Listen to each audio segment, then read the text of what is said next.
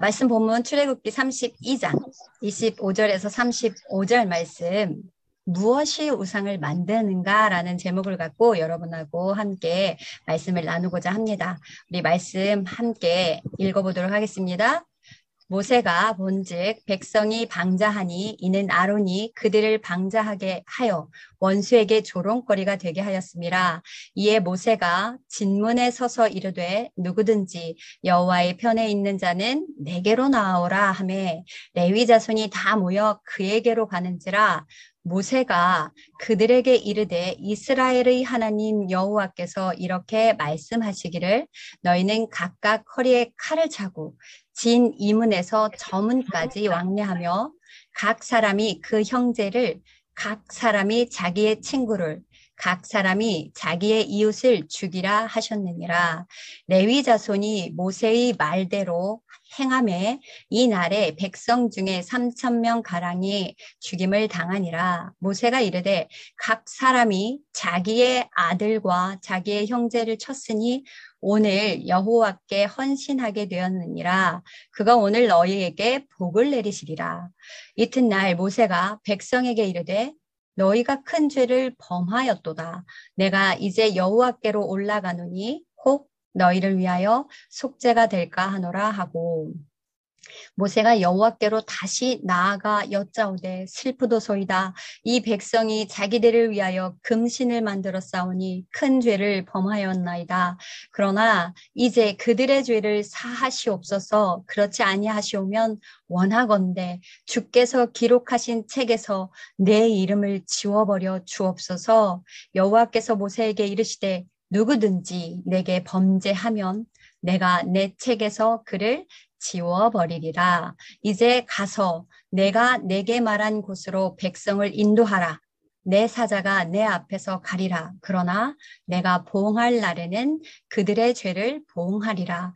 여호와께서 백성을 치시니 이는 그들이 아론이 만든 바 그 송아지를 만들었음이더라. 아멘. 시내산에서 내려와 모세가 본 이스라엘 백성들의 모습은 참으로 과관이었습니다.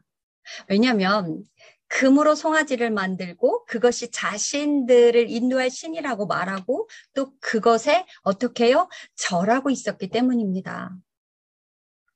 모세는 이러한 이스라엘 백성들의 모습을 뭐라고 표현했어요? 방자하다라고 말합니다. NIV 성경에는 이 방자하다를 통제를 벗어나 제멋대로라고 해석을 했고요. 또 다른 성경인 개정표준역 성경에는 해이해져서라고 번역을 했습니다. 그리고 킹 제임스 버전에는 벌거벗음으로 번역하고 있는데요. 벌거벗었다는 이 킹 제임스 버전에 조금 더 의미를 부여하자면 벌거벗음은 간음하다. 그리고 성적으로 범죄하다로 확대되어서 번역되어지기도 합니다.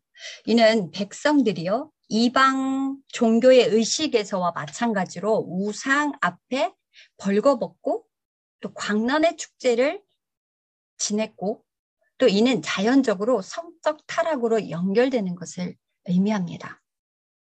설령 이스라엘 백성들이 직접적인 그런 성적 타락이 없었다고 하더라도 이스라엘이 여호와를 떠나 이방신을 만들어 우상 숭배를 한 것은 자신들의 영적 수치를 낱낱이 드러낸 것이 틀림없는 사실입니다. 이런 모습을 본 모세가 심히 걱정하는데요. 그가 하는 걱정의 이유는 이 모습을 보는 애굽 사람들에게 우리 이스라엘 백성들이 조롱거리가 되기 때문입니다. 자, 이미 이는요, 마치 교회나 지금 현대에 우리가 교회나 믿음의 사람들이요, 세상 사람들보다 못한 행동들을 보였을 때 세상이 기독교를 비난하고 조롱할 만한 대상이 되든 말입니다.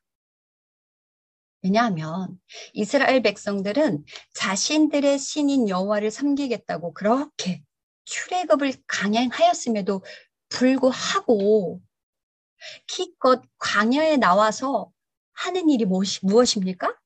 애굽 사람들이 섬기는 송아지를 섬기고 있기 때문입니다. 그 송아지 신 이름이 바로 아피스인데요. 고대 이집트에서는 이 특정한 그 외모의 소를 아피스라고 부르며 태양신에 있잖아요. 그러니까 현신으로 숭배했습니다. 소가 살아 있을 때는 파라오와 벽음가는 대접을 하여서요. 가장 좋은 곡식으로 여물을 먹였고 또 가장 아름다운 암소를 데려와서 또 암소와 짝짓기를 시켜주다가 그 소가 죽으면 또 어떻게 해요?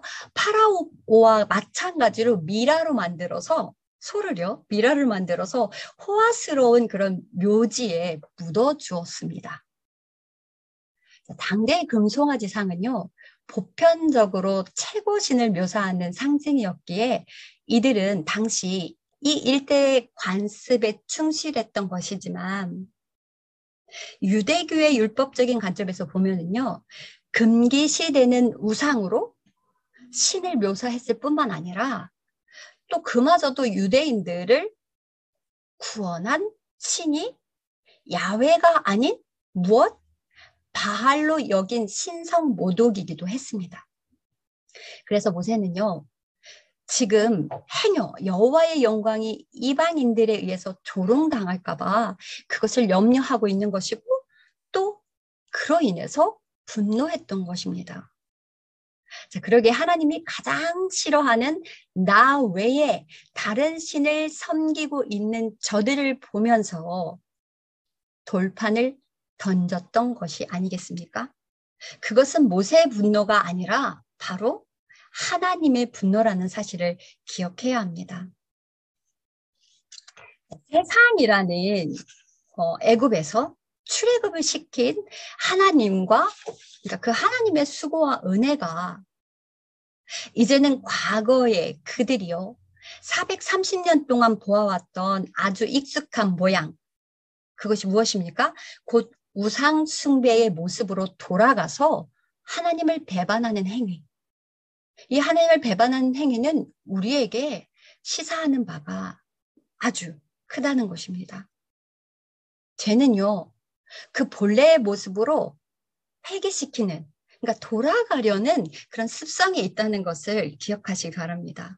언제나 우리가 이 정도면 충분할 것이라고 생각하는 그 순간, 다시 예전의 모습으로 돌아가려는 아주 무서운 존재, 끈질긴 존재, 아주 물귀신 같다고 하잖아요, 우리가. 사람들이 표현할 때. 네. 놓지 않습니다. 죄로부터 계속 끌고 가려는 그 습성이 있어요.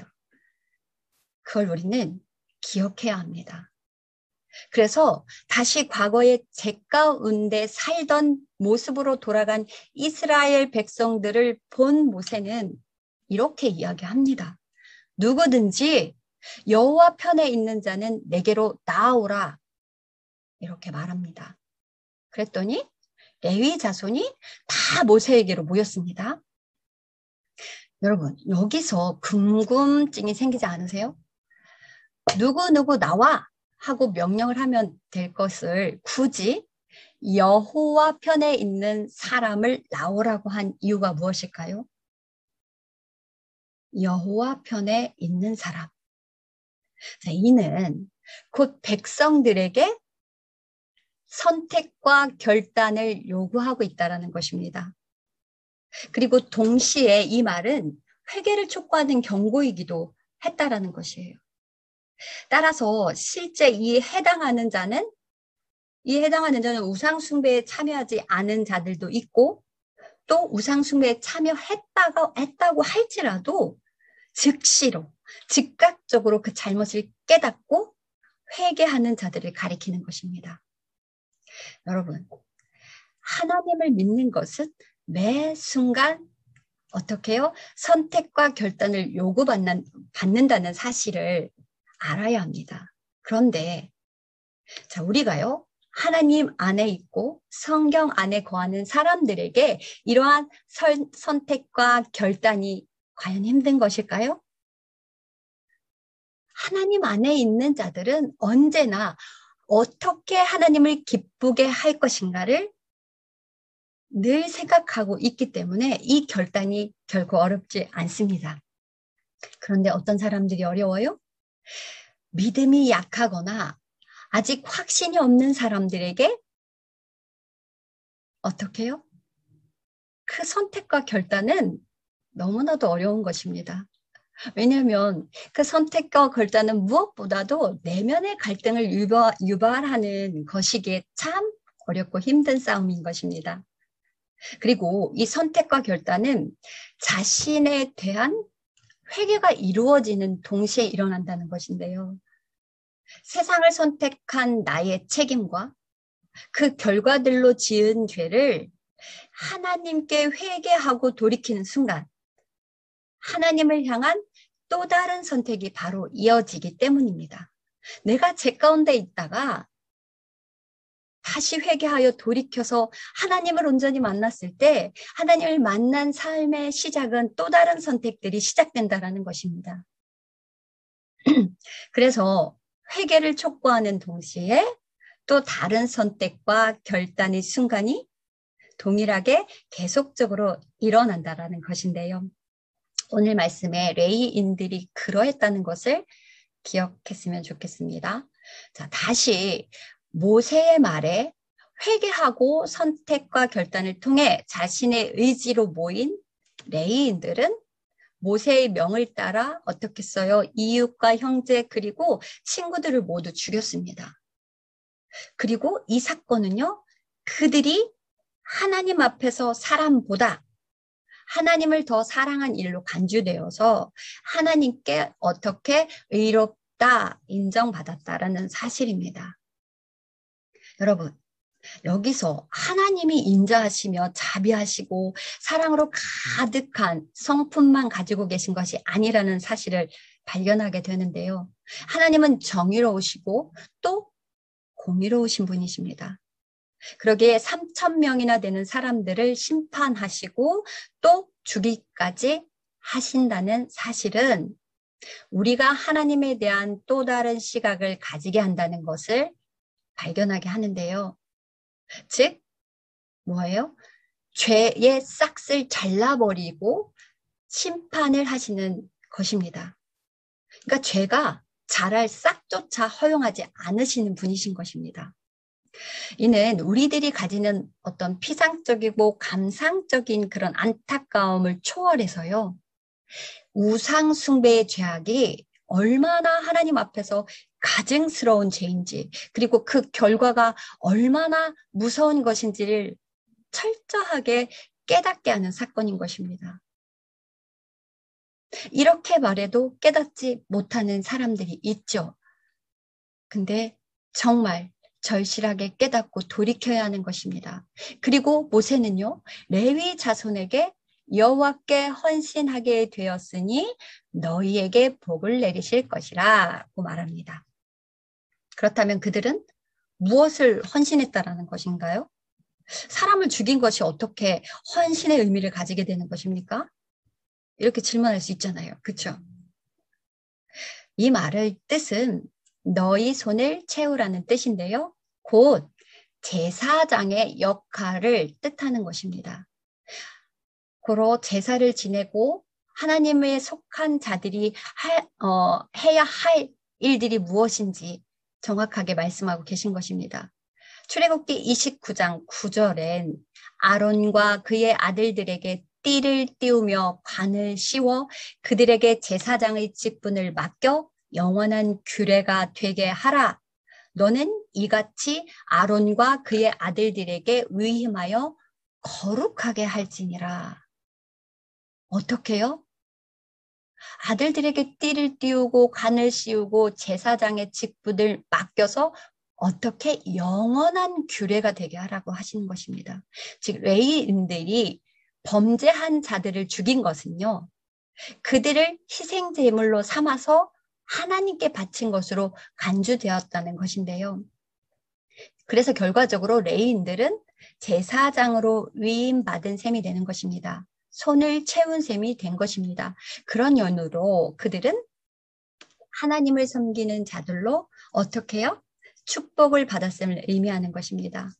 자, 다음 날 모세는 백성들이 행한 죄로 인해서 다시금 여호와께로 올라갑니다. 백성들이 무슨 죄를 졌어요? 금송아지를 금으로 만들어서 신으로 삼았죠. 그리고 이제 그들의 죄를 사여달라고 탄원하는데요.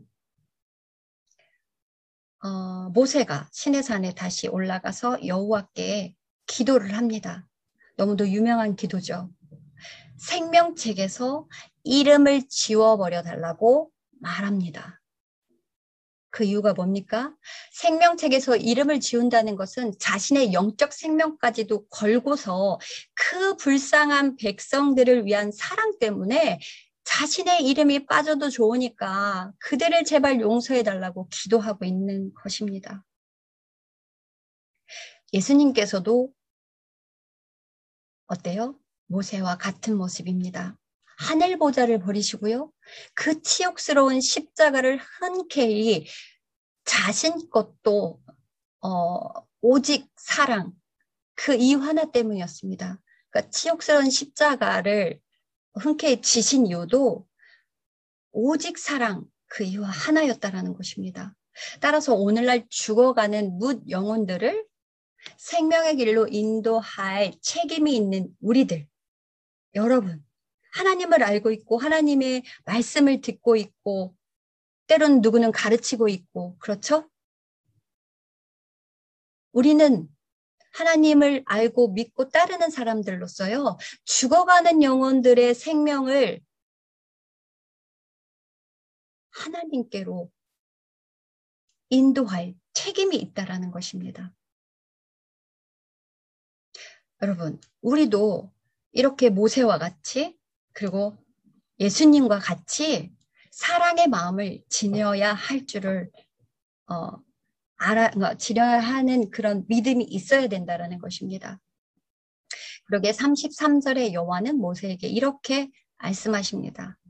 누구든지 범죄하면 지워 버리리라.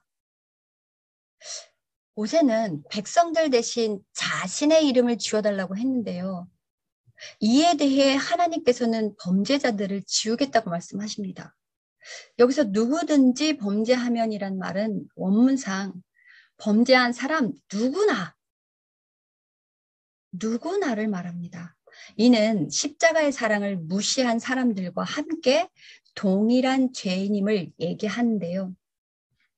즉 죄를 지으면 누구나를 불문하고 하나님께 구원받을 수 없다는 것입니다. 또한 이 말씀은 아무리 믿고 구원을 보증받은 사람이라고 할지라도요, 하나님을 떠나서 반역하면 구원받을 수 없다는 사실을 가르쳐 주고 있는 것입니다. 자, 다시 말해서 한번 믿으면 그 구원이 어떤 일이 있어도 변하지 않고 유지된다는 사상은 성경하고 맞지 않습니다. 계시록에서도 말하고 있지만요. 거짓을 가지고 교회에 들어오는 것, 즉 니골라당처럼 그리고 영지주의자들처럼 있잖아요. 한 번 믿으면 구원받았기 때문에 내가 어떤 죄를 지어도 상관없다고 말하는 것을 얘기하고 있고요. 또 영은 신령하고 육은 더럽기 때문에 오직 신령한 정신적인 세계만을 주장하는 자들처럼 이러한 모든 것은 성경의 올바른 해석이 아니라는 것입니다. 그런데 하나님께서 모세에게 이스라엘 백성을 그것으로 인도하라고 명령하심으로요. 백성들의 죄를 용서하셨음을 우리는 알게 됩니다. 그리고 내가 말한 곳으로 가라 하고 말씀하시는데요. 그곳이 어디입니까? 여러분 그곳이 어딘가요? 우리 이스라엘 백성들이 출애굽하여 가야 할 땅이 어디죠? 네, 가나안 땅이죠. 즉 하나님께서는 아브라함과 이삭과 야곱에게 언약한 그 언약에 근거하여서 이스라엘 백성들을 다시 자신의 백성으로 인정하고 계시며 또 그들의 죄를 사하시어서 모세로 하여금 그들을 가나안 땅으로 인도하도록 명령하셨습니다. 여러분, 하나님은 우상을 만들어서 하나님의 이름을 망령되게 이르는 자들을 3,000명을 죽이셨습니다. 이처럼 죄를 심판하시는 정의로운 분이십니다. 그러나 회개를 촉구하는 선택과 결단을 통해 하나님께 나아가는 자들은 어떻게 해요?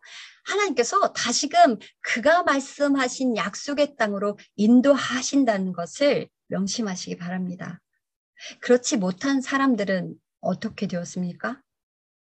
이러한 하나님의 경고에도 불구하고요, 패역한 이스라엘 백성들은 거듭 범죄함으로 말미암아 결국 출애굽 1세대, 그 출애굽 1세대는 가나안 땅에 누구와 누구만 들어갔어요? 누구와 누구만 들어갔습니까? 갈렙과 여호수아만 가나안 땅에 들어가고 나머지는 가나안 땅에 들어가지 못하고 광야에서 다 죽었다는 것을 기억하시기 바랍니다. 이는 누구나 천국 소망을 갖고 천국에 들어갈 자격이 주어졌지만 아무나 들어갈 수 없는 곳임을 말해주기도 합니다. 우리의 연약함은 끊임없이 우상을 만들어냅니다. 우리의 연약함은 하나님을 신뢰하지 못하고 자꾸만 허상인 세상을 의지하며 세상 안에서의 그 분주함 가운데 하나님도 잊은 채 썩어질 세상을 붙잡고 살아가면서 그것이 우상이 되어 있음도 모르고 영적으로 눈먼 자로 살아갑니다. 여러분들이 섬기는 금송아지가 무엇입니까? 그리고 그 금송아지를 섬기기 위해 어떤 행동을 하십니까? 하나님은 송아지를 만든 행위, 금송아지로 만들어 놓았어요. 근데 그 만든 행위보다 그것을 섬긴 행위, 그 행위 때문에 진노하셨다라는 걸 명심하시기 바랍니다. 우리들이 섬기고 따라야 할 것은 세상을 예표하는 이집트인들이 섬긴 그 애굽인들이 섬긴 금송아지가 아니라 뭐예요? 하나님을 신뢰하고 믿고 따르는 하나님을 향한 우리의 마음과 뜻과 정성이라는 것을 명심하시고 날마다 세상이 아닌 하나님을 선택하고 하나님이 우리의 주인 되심을 인정해 드리는 삶을 살아가시는 여러분들이 되기를 소망합니다. 아까 찬양하셨죠? 우리가 하나님 안에 머물러 있지 않고 세상 가운데 머물러 있으면서 우리가 수고하는 모든 것들이 어때요? 헛되다라는 거. 여러분 꼭 기억하시기 바랍니다. 세상 가운데 있지만 그 안에 내 중심이 하나님이 계시다면 여러분은 온전한 하나님의 자녀로서 천국 백성이 될 것이며 세상 가운데 있으면서 세상에 집중하고 세상 재미와 세상에 묻혀 그 기쁨으로 살아가고 하나님을 잊은 채 하나님을 인정하지 않은 채 살아간다면 여러분은 결코 하나님의 자녀가 아님을 기억하시고 돌이켜야 함을 이 시간 기억하셨으면 좋겠습니다. 기도드리겠습니다. 사랑해 주님, 이 시간 우리의 연약함을 모두 주님께 내어드립니다. 우리를 불쌍히 여겨주셔서 우리의 연약함이 우리 안에 또 다른 우상을 만드는 죄를 범하지 않게 하시고 세상의 분주함으로 주님을 잊어버리는 어리석은 자들이 되지 않게 도와주소서. 우리가 오직 주님만을 신뢰하며 주님만을 바라보게 하시고 주님만이 우리의 피난처시오 요새시오 구원자이심을 온전히 알게 하시고 또한 삶 가운데 순종하며 주님의 말씀 따라 살아가는 우리가 되게 허락하여 주시옵소서. 날마다 우리의 예배를 기뻐 받으시는 사랑이 많으신 예수 그리스도의 이름으로 기도드립니다. 아멘.